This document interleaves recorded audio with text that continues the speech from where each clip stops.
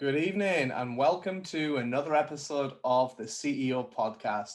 And we have a fantastic guest today. We've got Callye, who is the president and founder of Red Blue Collective.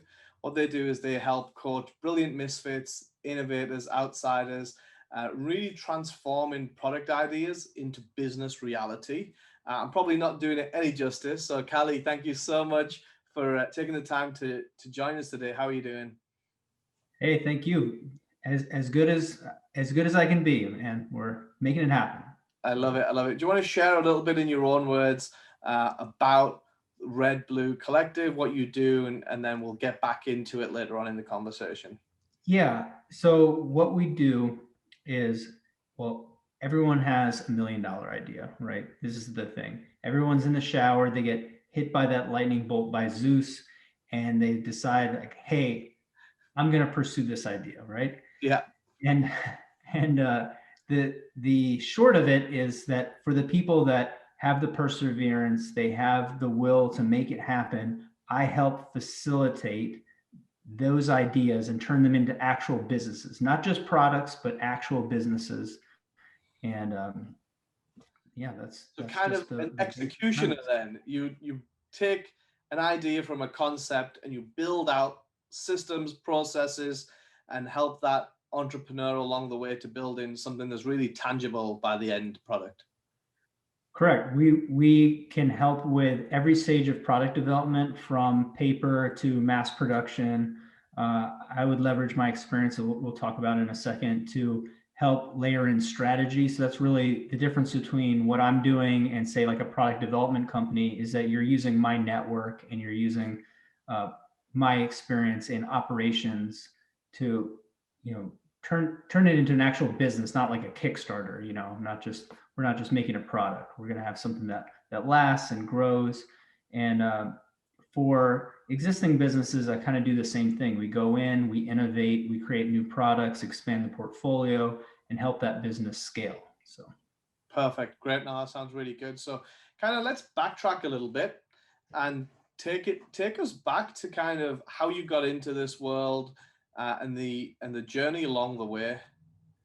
yeah, it is kind of different, right? So I've been a mentor with a number of incubators and programs, and I stuck to my guns about my manufacturing and product background because it is a little different. But I'll give you kind of how I got here. Is I grew up in the manufacturing business, so I'm third generation to run a manufacturing company with my brother, and for about the past like almost 15 years, 14 years, been developing products for companies of all sizes. So solopreneurs up to Fortune 100 companies, government entities. And that gave me a unique perspective, because when you develop a product, you really sit shotgun. You sit next to the driver of that business and you see the decisions they make, how they came up with the market that they're going to focus on, how they launch something, like the profitability of it. You see a lot of inside of a lot of businesses, and that I'm really fortunate in that regard, is it gave me 100, 200 businesses worth of insight versus just my own company. We focused that company down. So I still do product development. I still do the business development and, help run that organization, but we focus on a very niche audience in the defense manufacturing market. And I really liked working with entrepreneurs. So that's kind of my passion. My thing is I love talking to people about their ideas and their business. And to be able to continue that, I formed Red Blue Collective. And we work exclusively with startups, entrepreneurs, smaller businesses. So say like in that 6-7 figure range, and then we grow them up. So yeah, that's kind of how I arrived there, and that's I put out myself as doing that and put together my network, and we make that accessible to somebody that's just creating a startup, or they've just finished their Kickstarter and they want to turn that little bit of win into a big business. And yeah, that's what we're doing.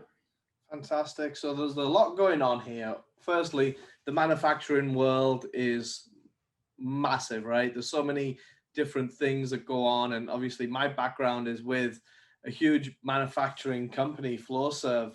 So I have a little bit more inside than the regular person. So know, especially in the nuclear division that I was in, what it takes to really put together some of those products is pretty massive. I love the way that you've kind of taken that experience of manufacturing and then business and entrepreneurship, because not only do you run a successful manufacturing company, you've managed to scale that to multiple seven figures with your brother. So that's a huge achievement in itself. And then kind of package that skill set to then help entrepreneurs or inventors even with a concept and an idea, and taking it all the way through to building a business out of it, which is honestly where most business owners fail, right? You know, the failure rate of businesses or small businesses, as we know, is super high, especially over a period of time. So can you go over some of the processes or kind of frameworks that you use if someone was to come to you with an idea on a piece of paper saying, hey, Callye,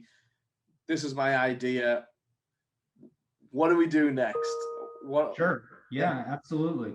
And we actually have our proprietary framework, and I use it for initially when somebody schedules a call with me, a strategy call, we walk through that framework as an auditing and an education tool, but also to show the value of how we're going to walk through and grow a business.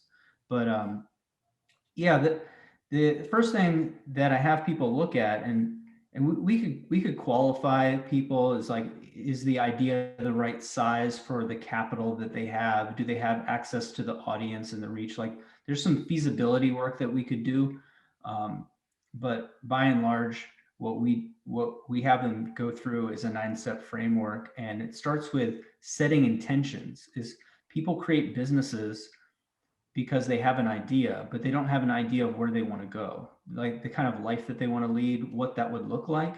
And your business is a vehicle to help you achieve a life goal, like personal, personal dream. And the product is a strategy for a moment in time that business will use to get you to that goal. So I'll give like an easy example of this is that some people want to grow businesses so they can sell it. Other people want to grow businesses so they can get investors. And other people just want to create businesses that kind of work almost autonomously to them. So they just do like some like mid-range to low 6 figures. And like, that's perfectly okay. There's nothing wrong with any of those, whether you want to do a 6-figure business or you want to do $100 million business. It's just, we're going to come at a certain level of value and we might not be the right fit, but I want people to understand what we're trying to achieve. So we make goals we make goals and we make actions relative to those goals, right? Does that make The end sense? outcome. You got to know where you're aiming in order to get there in the end, right? It's like looking at a map. If you don't know where the final destination of the map is, you're just going to go around in circles. Yeah, you're just driving aimlessly, right? And that's super important. So this just goes back. It's a 20,000-year-old proverb that everyone knows, or you could read it in Stephen Covey's, 7 Habits of Highly Effective People. It's just, start with the end in mind, have some intentionality. We go through that. We select a proper customer avatar, and we have some unique structures around that. But we build in an unfair advantage where this is something that, especially for a starting entrepreneur, they need to have some inside knowledge. They need to belong to that tribe, right? They need to have an edge that allows them to compete in the marketplace. We go out and we talk to people.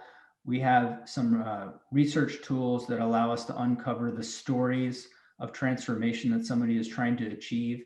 And this is really interesting because I get pushback from this all the time. Is somebody will say, I'm trying to create a novelty product. There's no transformation there. And I'm like, look at the human needs, right? Belonging, community, contribution, significance. Those are all things that novelty help us achieve, right? Significance and certainty are the biggest 2 human needs, right? When you look at the hierarchy. Absolutely. And they're universal to any business. It doesn't matter if you're selling, in my case, I've sold expensive fidget spinners and I've sold products to the military, right?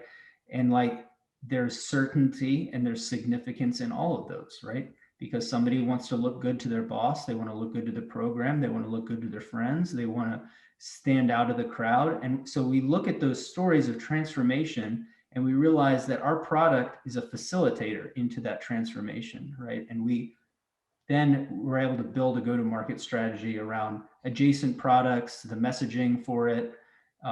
We can structure our landing pages and our emails and everything that we do around hitting that emotion. We of course do the things like competitive landscape. We have a process called traction products, where if you have a really big idea, I move that, I shift it to the right, and then we look at a series of products or projects that we can do that build revenue and help you build the business acumen, the reach, the list, all of those things, so we can move towards that hero product, right? So instead of spending 12 months beating your head up about not having capital to build your idea, we spend 12 months building a business that makes money, that funds that idea. And it's significantly different than the MVP. Is that different to traction tools like Gino Wickman book? Oh yeah, it is different. It is different that, but shout out to Gino Wickman. I probably mention him at least a couple times a week because we're working through traction right now, and it's phenomenal. It's super actionable. Anybody who listens to this and hasn't picked up traction and Get a Grip or the whole suite of books, yeah, do yourself a favor. Do yourself a favor. You know. Yeah, and I can single-handedly back that up. We've been using traction for maybe a year and a half now, and phenomenal. It's single-handedly really helped us have that framework and align our leadership and our whole business together and really pull forward in as one complete unit to really succeed and drill into our core values and our beliefs, and then the human element of it as well, really understanding what your staff are looking for and are they a good fit in the right seat, and making some tough decisions, because ultimately it's not all easy, and especially as your team grows bigger, it's even more important to use a framework like traction. It's also easily broken down and actionable too, because we've all heard, have core values, have a mission, have goals, you should hold people accountable, and all these kind of fuzzy and like ephemeral concepts that are hard to get a grip on. And then he just makes them so here's how you do it. Boom, boom, boom, boom, boom. And I appreciate it. I mean, that's why I have a trademark for the phrase end hype in relative to business services. And that's why I have so much branding around end hype, because most business books are 200 pages of filler and 5 pages of content, right? His book's 200 pages, and it's like every page you're like, So yeah, there's a lot to be said. Definitely shout out to Gino. Go buy the book, read around it, get the audiobook, whatever you need to really understand those concepts. And the thing that changed a lot for us was getting an implementer. So we have an EOS implementer, and it really helped us understand initially, because there's a lot to take in that framework, and didn't really understand a lot of it in the way that he described it until we got an expert to really mentor and coach us as to how to really use that and get the most out of it. So that made a big difference for us as well. Yeah, I'd have to consider that. The Get a Grip, the novelization book, really puts that front and center, the value of an implementer, because it goes through that whole process. But yeah, so our process is different. It's actually, I came up with it from working with high growth startups, and I realized like, hey, we got to show market traction before any investor is going to care, because they want to see some revenue. But we have these ideas that'll cost 100, 200,000 or more to develop. And it's like, why develop it when we don't know if our business model works, if we don't have an audience? Right. Yeah. Yeah. So we test, but we test by building a brand and building a real business. And this allows investors to come in and say, hey, that idea isn't just sitting in a vacuum. It's like the next thing. And I want to get in on the next. I want to get in on the big thing. And this works. It works. It's really interesting. But we try to make a model of, hey, here's some things that we can do to kind of grow that.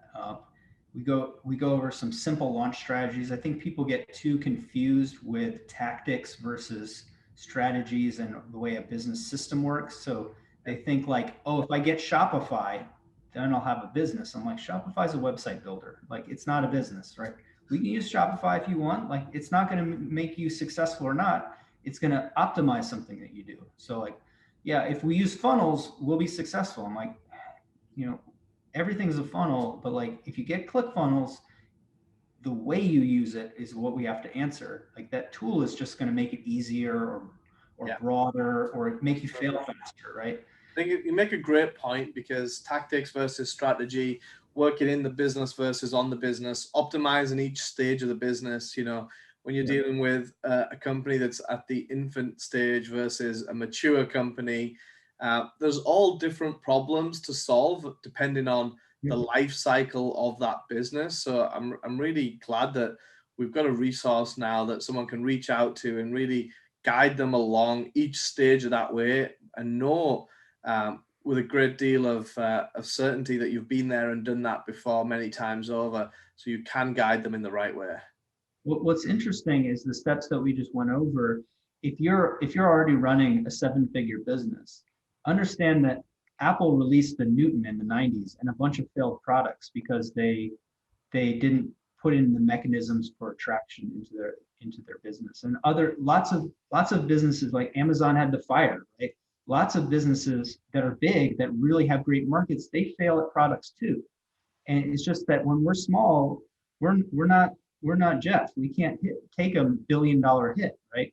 And like our time is so finite and precious that if we're running a 6 or 7-figure, even a mid 7-figure business, we want to test and try, and we want to grow in like a more purposeful way versus just like going crazy and hoping. Because hoping's not a fantastic business strategy. It's a good point you mentioned, because when you're at that level where you've got a business and it's running relatively successfully, there's tax advantages towards doing that as well. Right now, the R&D tax credit's probably a big one in this, when you're innovating and looking to improve or pivot or add another vertical. That there's things out there, there's grants out there that you can apply for and help fund some of this work as well, right?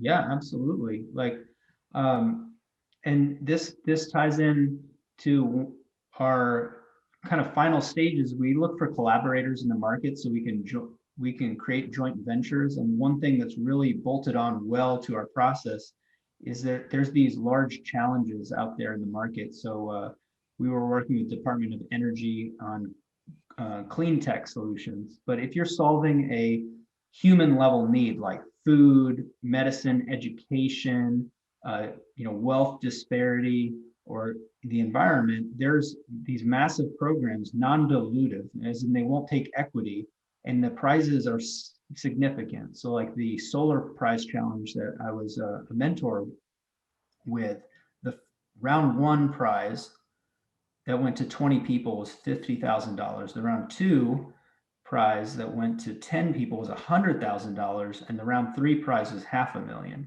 So we brought 6 people through to win, and including just regular people that won $150,000 because you win at each round. So it's like pretty ridiculous, and they didn't have to give up any equity. But what even better is that those programs, they're usually co-sponsored by somebody that's a business, because contrary to popular belief, like the most common source of acquisition and investment comes from partners, not from venture capital, right? Yeah. So like if we're able to take part in one of these programs, and like Northrop, all the defense companies do it, all the military groups do it, all the oil and gas people do it, all the medical companies do some flavor of these things. If that's your market and you go in there and you win, even at the smallest level, you get access to people you'd never be able to talk to otherwise, and you can start doing business with them. And then it really sets you up for massive collaborative partnerships, which would lead to then that investment strategy or that exit strategy that you're looking for. And it's crazy. It's crazy. But to win those prizes, you got to show traction, right? You have to show that you know how to run a business. And a lot of people, really, really smart people, really great ideas, they don't understand that the best idea doesn't win, right? It's the best marketed and run business tends to win, right? Yeah. So they think like the highest quality idea is going to win. And I'm like, unfortunately, that's just one domain that we're going to be judged in. And the best known product generally wins. And we can do that with traction. Totally agree. It's all about kind of think of it as a circle. You want full 360 degrees, and the more elements of that are missing, the less likely it is to roll over in a nice spherical fashion. And running a business is very much like that. It's got all these different segments, and the minute you take a segment out, it wobbles a little bit. And the more you take out, the more it's going to start wobbling. So to have some expertise in all those areas and then get better and grow is building a really strong foundation at the core, so you can then expand it afterwards. So I really resonate with that. Callye, as we look to wrap up, I like to end with one question, and that is, if you had to attribute your success between 3 different factors, how would you apportion between them? And those 3 factors being drive, skill, and luck. Well, I feel like I lucked out a little bit because I was born into an entrepreneurial creative family, right? So I have to take credit for that. And maybe I was dumb enough to follow in the footsteps and take advantage of it. So lucked out there. I think the largest portion of that though is the drive element, really, because I've seen people with incredible backgrounds, tons of money, all the things on paper that would make them work. And as soon as they hit a problem, they quit, and they would quit over and over again. And there's nothing that we could do to get them through. Cause like, I'm your coach, right? You hire me, whether it's group coaching, one-on-one, most likely I'm your coach, or maybe I'm your consultant. In that case, you just have to listen to me. But like, as a coach, like I'm going to try to show you the play, but you got to run the play. That's the thing. And that drive, man, I'll tell you, perceived obstacles are the hardest to overcome because they're only in your mind, right? Yeah. A real obstacle, if you say, Callye, I need financing, you go talk to my financing guy. We'll knock that out, right? You say, hey, I need an electrical engineer, I'll get you an electrical engineer. We'll knock that out. But if you say, I can't do this because of X reason, I don't know, you need Tony Robbins, not Callie Keen. And I'm a big Tony fan, as we all know, so that's awesome. Well, I see your hat, so I'm like. Absolutely. So, Callye, thank you so much for your time. What's the best way for people to reach out to you? I'm on a lot of social platforms. I'd really like people to go check out my podcast, And Hype. That would be a great place to learn a little bit more about what I'm doing, me connecting with other people like yourself in my network and, chopping it up. Other than that, just reach out on the platform that you like the best. I'm on Instagram, I'm on LinkedIn, I'm on Facebook. I'm happy to hear from you. And if you need something, I'll jump on a phone call and talk to somebody about their business or their idea for 45 minutes. That's my free thing to your audience for sure. So DM me. And if I can be of value, I'm here. So great. Thank you so much for that, Callye. We'll put the links below. Thank you so much for your time and sharing those precious nuggets of information. Thank you. Hey, thank you.